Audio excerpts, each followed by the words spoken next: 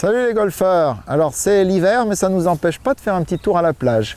Ouais, exercice cet après-midi intéressant avec ce 15e club là ici. On va créer des quantités de sable différentes. Et oui, vous le savez aussi bien que moi, on n'a pas tout le temps. Même sur un même parcours d'un bunker à l'autre, c'est déjà très difficile pour le greenkeeping staff. Ils font de leur mieux pour avoir des quantités de sable constantes. Et puis de toute façon, ça varie de parcours en parcours, quand bien même vous iriez à droite et à gauche pour le plaisir du jeu. Alors, avec ce râteau, justement, ici, je ressens que j'ai une quantité à peu près standard. Et puis, à ce niveau ici, un peu moins, dans le creux du bunker, je vais de toute façon profiter pour creuser, retirer du sable dans cette zone ici. Vous voyez, et rendre, là j'aurai un bunker avec peu de sable et très compact. Et forcément, ce sable ici en surplus, eh bien, j'en profite pour créer le type de lie avec une abondance de sable. Et vous voyez, je vais vous donner les petits conseils pour bien savoir gérer les trois situations différentes. Voilà, chose faite. Donc, sable abondant, très peu de sable et standard. Alors, commençons par quelques balles pour chaque situation. Donc, la seule façon d'ailleurs qu'on peut obtenir l'information de la quantité, c'est grâce à l'ancrage des pieds. Je vois bon nombre d'entre vous oublier ce geste qui est non seulement important pour la détection, mais aussi pour la stabilité dans l'exécution du coup de bunker, puisque on veut une belle vivacité, on veut beaucoup d'engagement, on veut de la bonne stabilité au sol. Mais vous le savez, ça nous donne l'information quand même déjà sur la quantité de sable. Alors, on s'ancre bien.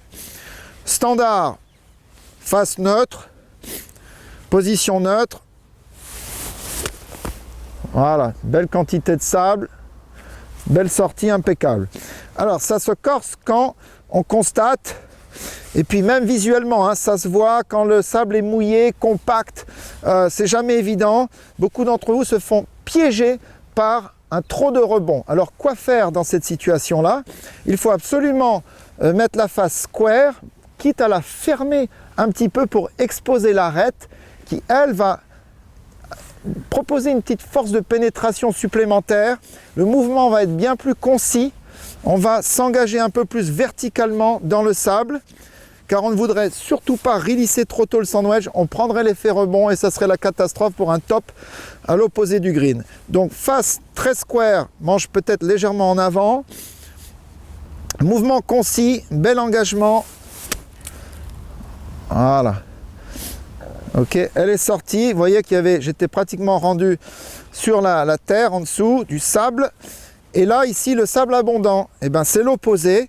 Cette fois-ci, on veut absolument que le socle ici de mon petit sandwich Cleveland RTX3 préféré, eh bien, joue pleinement son rôle. Donc, j'expose le rebond, j'ouvre la face de club, je baisse mon centre de gravité, je m'ancre bien sûr, et je vais d'autant plus dynamique et fouetté parce que gros effet d'absorption évidemment sur cette abondance de sable. Donc c'est parti. Voilà. Un peu long mais elle est bien sortie et pour une belle trace. Et on peut le constater effectivement que ce club a justement évité de trop creuser dans le sable. Donc voilà, trois situations différentes. Créez-les à l'entraînement. Entraînez-vous-en et vous verrez, vous serez bien mieux préparé pour aborder le challenge du sable et du bunker qui vous attend sur le parcours.